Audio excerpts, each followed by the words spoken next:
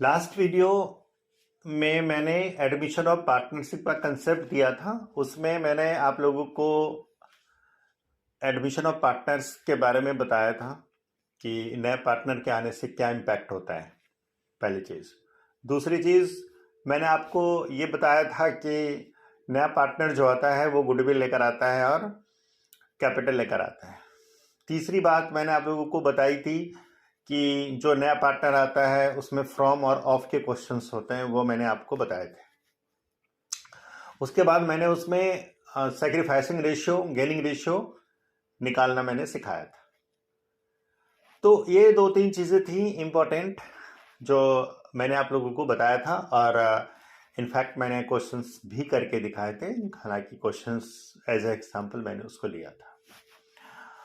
अब आज मैं थोड़ा सा वहीं से आपको कनेक्ट करने की कोशिश कर रहा हूं कि कुछ क्वेश्चंस हैं जो आप एक बार कर लेंगे तो ठीक रहेगा। उसमें देखिए, मैंने क्वेश्चन नंबर 10 के लिए बोला था कि क्वेश्चन नंबर 10 में 1 2 3 4 5 6 क्वेश्चंस हैं, तो आप ट्राई करेंगे तो मुझे लगता है कि 1 to 18 में लगभग सारे क्वेश्चंस इतने में ही कवर्ड हो जाता है। लेकिन अगर आप इम्पोर्टेंट क्वेश्चन की बात करते हैं तो मैं इम्पोर्टेंट क्वेश्चंस जो इसमें बताऊंगा वो सबसे पहले क्वेश्चन नंबर 15 है। हालांकि देखिए, होता क्या है कि टीचर का अपना एक एजम्पशन होता है, ऐसा वो दैट मीन्स कि उसका जो अपना एक्सपीरियंस है उस हिसाब से वो बताता है कि क्या क्या इम्पोर्टेंट आ सकता है। तो क्वेश्चन नंबर 15, एडमिशन का क्वेश्चन नंबर 15, ये मुझे ऐसा लगता है कि ये क्वेश्चंस आने चाहिए। उसके बाद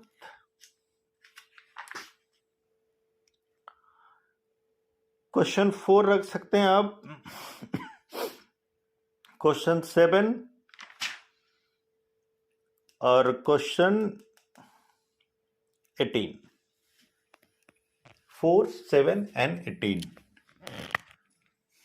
4 क्वेश्चन नंबर 4, क्वेश्चन नंबर 7, 15 हो गया और आपका 18, और क्वेश्चन नंबर 10 तो मोस्ट इंपॉर्टेंट है। 10 इसलिए मोस्ट इंपॉर्टेंट है कि अगर आप इस क्वेश्चन को कर लेते हैं ना तो सारे क्वेश्चंस कवर्ड हो जाएंगे, लेकिन उसमें ये 15 क्वेश्चन कवर्ड नहीं है, तो इसलिए आप इसको मोस्ट इंपॉर्टेंट मान के चलिए।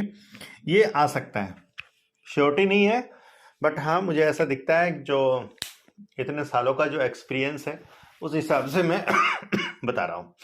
हालांकि आप एक बार अपने प्रैक्टिस में इसको जरूर शामिल करेंगे। जो भी बुक्स आप यूज़ कर रहे हैं, टी.एस. ग्रेवाल हो या डी.के. गोयल हो या चतुर्वेदी सर की बुक हो या पी.सी. तुलसियन की हो, कोई किसी भी राइटर की बुक हो, तो आपको इतना करना होगा।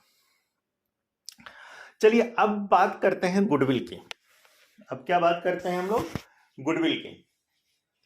तो गुडविल में जाने से पहले एक चीज समझते हैं कि गुडविल आखिर होता क्या है। देखिए, गुडविल होता क्या है, गुडविल को डिफाइन कैसे करते हैं, वो मैंने आपको वैल्यूएशन ऑफ गुडविल में बता दिया था, ठीक है। और जब मैंने गुडविल को डिफाइन किया था, तो उस समय मैंने बताया था कि व्हाट इज द गुडविल। तो गुडविल के लिए मैंने आपको बोला था कि it is the reputation of the market, it is the reputation of the market. तो अब कोई फर्म है, उस फर्म में कोई तीसरा पार्टनर आ रहा है, तो गुडविल लेके आ रहा है,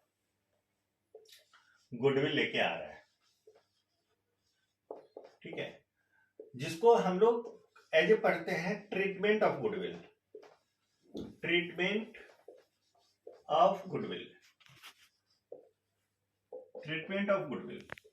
अब देखिए, अगर new partner comes with goodwill, तो इस गुडविल का क्या होता है? तो इस गुडविल को करने के लिए हमें थोड़ा जर्नल एंट्री सीखना पड़ेगा या जर्नल एंट्री को समझना पड़ेगा। हम लोग उसको भी समझेंगे, लेकिन पहले होता क्या है कि जब हम गुडविल का ट्रीटमेंट करते हैं, तो ट्रीटमेंट मीन्स कि बेसिकली जर्नल एंट्री की बात आ जाती है और कैपिटल अकाउंट में उसकी पोस्टिंग कैसे करेंगे, that is called the treatment. तो इसमें क्या होता है कि अगर कोई नया पार्टनर आता है और वो गुडविल लेकर आता है, तो उसके गुडविल को सैक्रिफाइसिंग पार्टनर के सैक्रिफाइसिंग रेशियो में डिवाइड किया जाता है। Treatment number 1। पहली बात मैंने क्या बोला कि new partner comes with goodwill, ठीक। और उस गुडविल को ओल्ड पार्टनर के ओल्ड रेशियो में, ओल्ड पार्टनर के एग्जिस्टिंग रेशियो, ओल्ड पार्टनर के सैक्रिफाइसिंग रेशियो में डिवाइड किया जाता है। ओल्ड पार्टनर के सैक्रिफाइसिंग रेशियो में डिवाइड किया जाता है। अब क्या होता है कि कभी कभी पार्टनर्स गुडविल इन कैश के रूप में लेकर आता है, कभी इन काइंड के रूप में लेके आता है, और कभी वो गुडविल लेकर नहीं आता है। तो वो सब ट्रीटमेंट हमें देखना होता है कि उसको हम कैसे करते हैं। अब कभी कभी क्या होता है कि हमें फर्म का गुडविल कैलकुलेट करना होता है। पार्टनर्स जो है सो गुडविल लेकर नहीं आता है। अब जब वो नहीं लेकर आता है तो ये है कि गुडविल लेकर नहीं आया तो कैसे करेंगे। तो जब पार्टनर अगर गुडविल लेकर नहीं आता है तो कैपिटल लेकर जरूर आता है, क्योंकि बगैर कैपिटल के तो पार्टनर्स बन ही नहीं सकता। चाहे वो कैपिटल लेके डायरेक्ट एंट्री मारे या उसको इन प्रॉफिट शेयरिंग रेशियो में लेके आए या प्रॉफिट शेयरिंग रेशियो में लेके आए या एग्जिस्टिंग पार्टनर के कंबाइंड कैपिटल के रूप में लेके आए, उसके बेस पे लेके आए। कहने का मतलब कि गुडविल तो आएगा, और जब गुडविल आएगा तो ट्रीटमेंट कैसे होगा। देखिए गुडविल के ट्रीटमेंट को ना आप बहुत सीधे सीधे वे में समझ लीजिए। पहली चीज की गुडविल लेके आएगा, उसकी जर्नल एंट्री होगी बैंक अकाउंट डेबिट या cash account debit to premium for goodwill. और जब इस गुडविल को डिस्ट्रीब्यूट करेंगे हम, मतलब एग्जिस्टिंग पार्टनर के सैक्रिफाइसिंग रेशियो में, तो ये हो जाएगा premium of goodwill account debit to partners capital account, to partners capital account. अब दो पार्टनर्स हैं, A to A's capital account to B's capital account, या फिर अगर कैपिटल फिक्स्ड है, अगर क्वेश्चंस में कह रहा है कि कैपिटल अगर फिक्स्ड है तो फिर कैपिटल अकाउंट की जगह हम लोग करेंट अकाउंट का यूज करेंगे। ठीक है, आगे बढ़ते हैं कि वो इन काइंड में लेके आता है। अब इन काइंड में लेके आने का मतलब क्या होता है कि वो क्या करता है कि जब वो फर्म में आता है तो फर्म में मान लीजिए कि फर्म में एसेट्स, फर्म में जो एसेट्स है वो 5 लाख है, फर्म में जो एसेट्स है उसके 5 लाख है, और जो टोटल लायबिलिटी है, जो टोटल लायबिलिटी है वो, या ऐसे समझ लीजिए कि टोटल लायबिलिटी वो 6 लाख रुपए पे कर रहा है। दैट मीन्स कि दोनों जो हमारा डेबिट साइड है और हमारा जो क्रेडिट साइड है वो दोनों इक्वल नहीं है। इट मीन्स कि यहाँ पे कम कर रहा है डेबिट साइड, दैट मीन्स कि स्टॉक में कम कर रहा है, एसेट्स में कम कर रहा है। तो इसका मतलब हुआ कि यहाँ पे जो बैलेंसिंग फिगर होगा उसको हम लोग गुडविल के रूप में बोलते हैं। उसको मान लेते हैं कि ये इसका गुडविल है, ये 1 लाख रुपए जो है सो इसका गुडविल है, इसी को बोला जाता है इन काइंड। क्योंकि यहाँ पे फर्म का जो एसेट है वो 5 लाख है और फर्म की जो लायबिलिटी है वो 6 लाख है। तो इसका मतलब है कि वो कहीं ना कहीं जो 1 लाख डेबिट कम कर रहा है तो उसमें वो इस तरह की गुडविल को हम कैलकुलेट करते हैं। और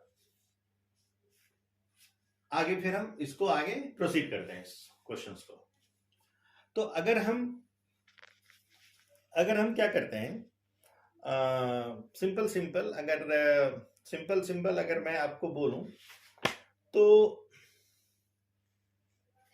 इसमें जो पहली चीज है वो है कि goodwill in cash, goodwill cash के रूप में, काइंड के रूप में लेके आता है, या फिर गुडविल लेकर आता ही नहीं, सिर्फ कैपिटल लेके आ रहा है। देखिए ऊपर में कैश में लेके गुडविल आ रहा है और फिर वो कैपिटल लेके आ रहा है, काइंड में लेके आ रहा है और कैपिटल भी लेके आ रहा है, यहाँ पे सिर्फ कैपिटल के को लेके आ रहा है। तो यहाँ पे क्या करते हैं सब थर्ड केस में, जो कैपिटल होता है उसी में से उसका शेयर ऑफ द गुडविल हम कैलकुलेट कर लेते हैं, निकाल लेते हैं। जब हम बड़े वाले क्वेश्चंस में चलेंगे जिसमें हमें रिवैल्यूएशन बनाना है या हमें कैपिटल अकाउंट बनानी है, तो वहां पे ये चीज और थोड़ी सी क्लियर हो जाएगी। अभी अगर अनक्लियर भी लग रहा है तो थोड़ा सा हम इसको अभी यहीं पे होल्ड करके रखते हैं इस पॉइंट को।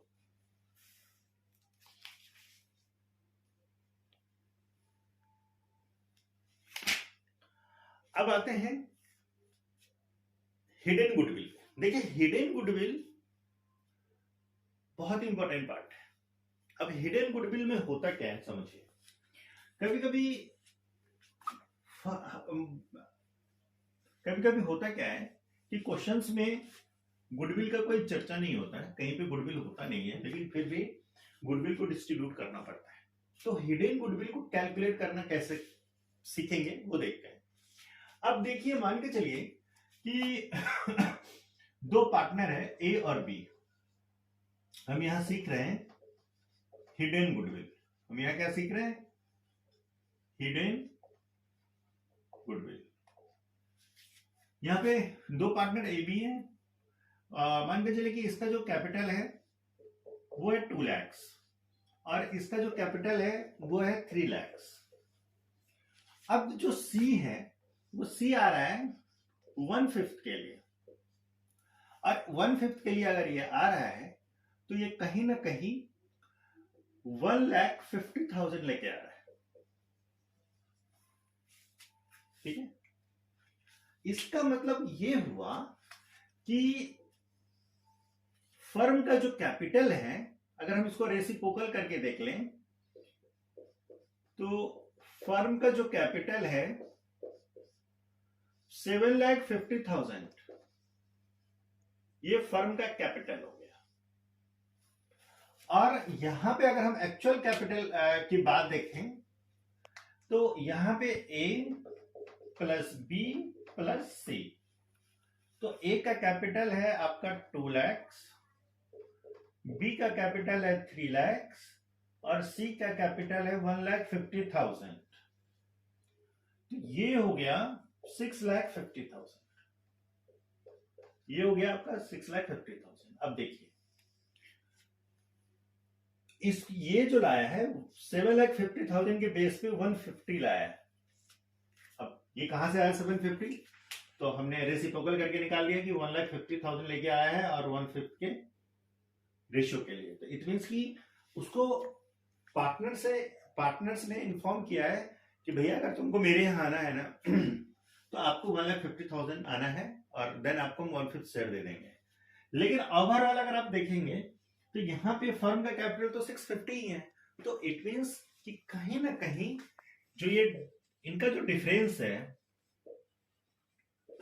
7,50,000 माइनस 6,50,000 इज 1 लाख, ये गुडविल हो गया। और ये गुडविल हुआ फर्म का, और ये फर्म का गुडविल है ना कि पार्टनर का गुडविल है। एक चीज, दूसरी चीज ये भी एक चीज अभी ध्यान देने वाली बात होती है कि अगर रिवैल्यूएशन प्रॉफिट है या आपने रिवैल्यूएशन बनाया है, कैलकुलेट करने को कह रहा है, तो यहां पे ना रिवैल्यूएशन प्रॉफिट भी ऐड हो जाएगा इसमें। कैसे, इसको भी थोड़ा सा समझ लेते हैं।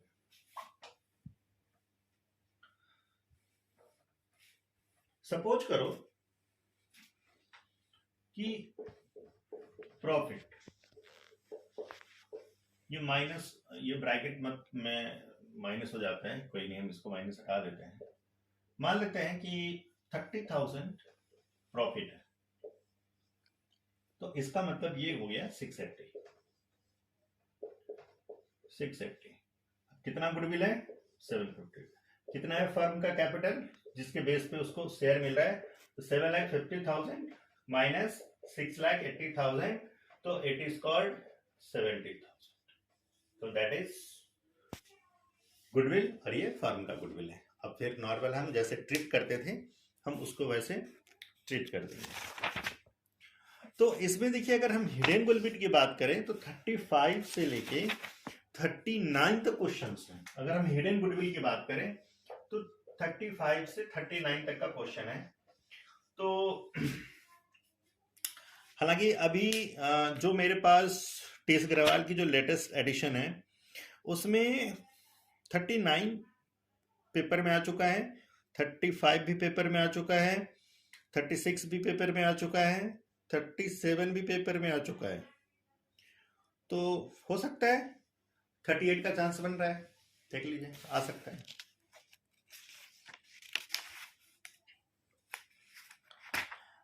अब बड़े वाले क्वेश्चंस आ गए। बड़े वाले क्वेश्चंस का मतलब ये हुआ कि इसकी जो वेटेज होती है ना वो 6 मार्क्स का होता है। तो उसमें बेसिकली देखिए रिवैल्यूएशन अकाउंट की बात होती है। किसकी बात होती है? रिवैल्यूएशन अकाउंट की बात होती है।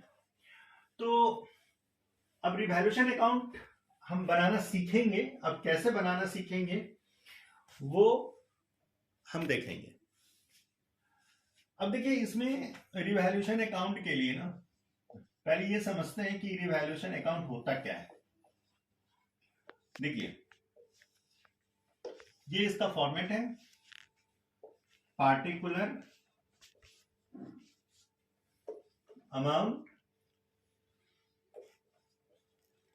Particular amount. अब देखिए इसमें क्या होता है, रिवैल्यूएशन का मतलब मतलब फिर से री एग्जाम देना है सर, री टेस्ट है सर, मतलब दोबारा से। अवैल्यूएशन मीन्स उसका मूल्यांकन। तो किसी भी फिक्स एसेट्स का या करेंट एसेट्स का, मतलब इसमें से आप लिक्विड एसेट को निकाल दीजिए बाहर। जो टोटल एसेट्स समझते हैं हम लोग, जिसमें फिक्स एसेट्स होता है, करेंट एसेट्स होता है, लिक्विड एसेट्स होता है, तो आप लिक्विड एसेट्स को निकाल दीजिए बाहर। उसके बाद जितने भी एसेट्स होते हैं सबका रिवैल्यूएशन होता है। ठीक उसी तरह की जब हम घर खरीदते हैं और बेचते हैं तो उसकी प्राइस, नया प्राइस डिसाइड होता है, तो दैट मीन्स के नया प्राइस डिसाइड होता है। उसी तरह स्टॉक है, डेटर है, स्टॉक का भी जो है सो प्राइस डिसाइड होता है। क्योंकि हो सकता है स्टॉक है, रॉ मटेरियल है, या किसी भी तरह का स्टॉक है तो उसका प्राइस अप एंड डाउन होता है, क्योंकि मार्केट अप एंड डाउन होता है। डेटर है, अब डेटर से हमें पैसे कितने लेने थे, कितने मिलने हैं, हमने प्रोविजन क्या किया है। क्योंकि जब नया पार्टनर आया है ना, तो जब हम उसको, नए पार्टनर को जब हम इन करेंगे तो नया पार्टनर के इन करने से पहले, फर्म में आने से पहले ये सारी चीजें हमें करनी पड़ती है। तो रिवैल्यूएशन अकाउंट हम लोग नेक्स्ट वीडियो में देखेंगे। आज के लिए